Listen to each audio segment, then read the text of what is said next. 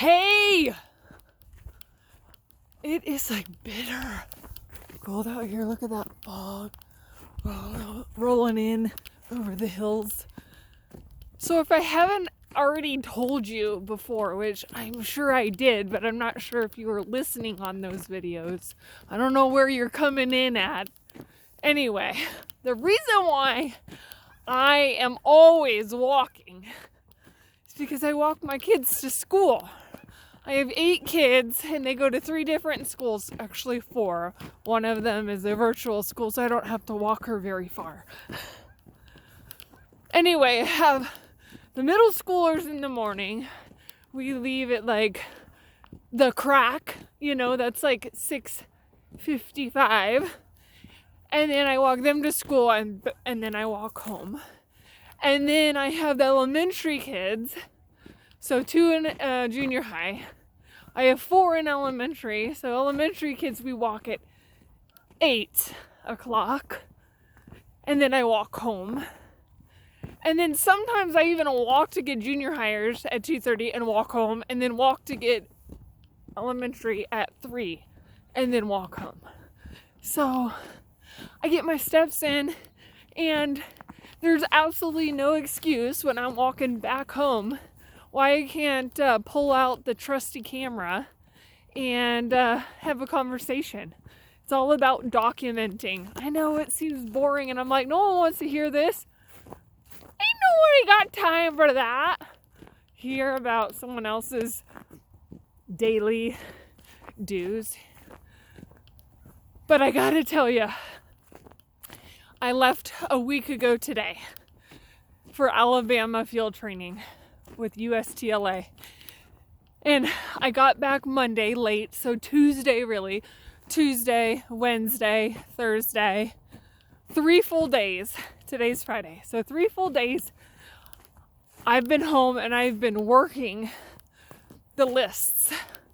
Combing the list, looking for a property because I want to be the first one out of our training that actually closes on a deal, like buys the deed, starts the process.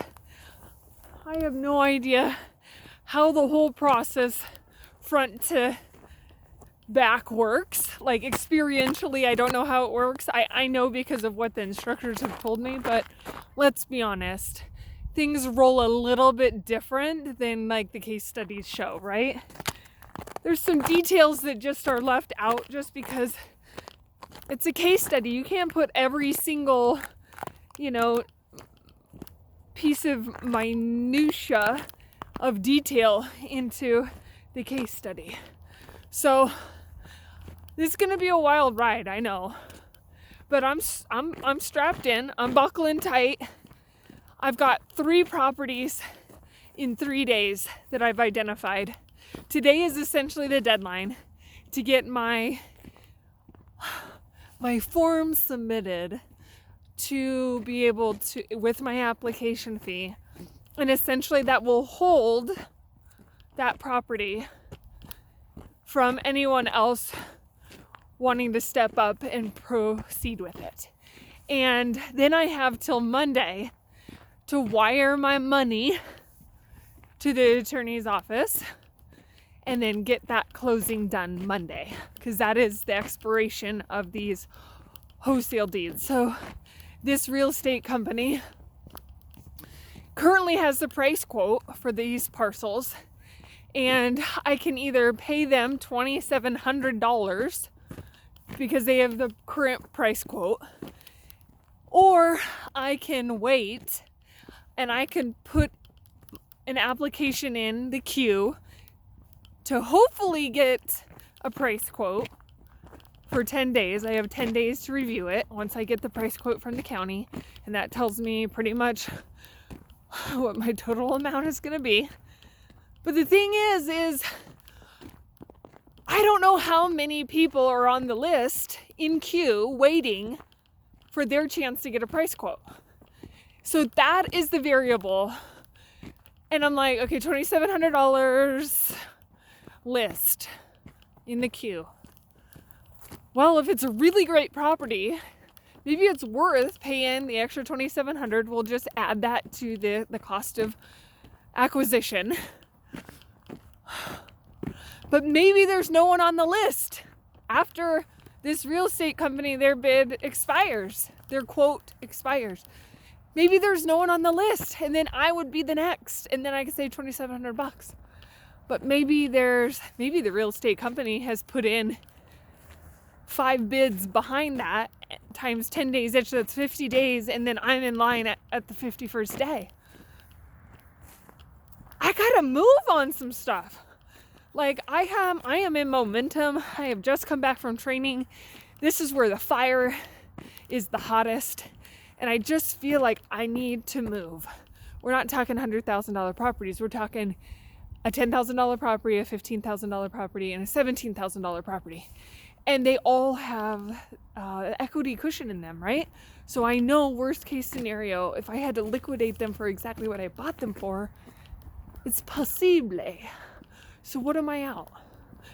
Do I get all wrapped up in the $2,700 that I leave on the table for the real estate company that actually went out and took photos and vetted and made notes and stuff and made it super easy for me?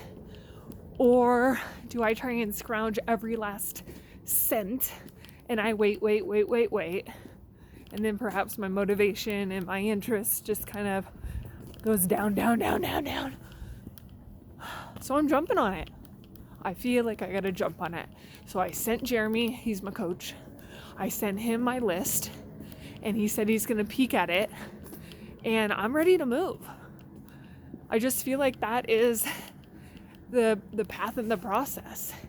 And I'm probably gonna get beat up by doing this. But what's the alternative? I wait for that perfect property that maybe doesn't come, or I step out in faith and I say my prayers. I pray that the Lord, shift the earth under my feet if this is a total, no bueno. So here we go. I'll keep you posted, but I'm taking massive action today. And out of 3, I'm hoping all 3 that I go ahead and proceed with. But a minimum 1, but I'm game for all 3, unless Jeremy is like, oh hell no, then I'm gonna listen to my coach because I paid him a lot of money. That's what we do. We gotta listen, and we gotta follow the system, and we just gotta step off the cliff. Sometimes we gotta build the parachute on the way down, and that's okay too. It's a learning experience. Like I said, it's 10,000, 15,000, and 17,000. We're not talking about $1 million properties here. So the learning curve, it is still steep, but the amount of space down to the ground on a crash isn't as great as it could be with other scenarios. So here I go. I'll keep you posted. See ya.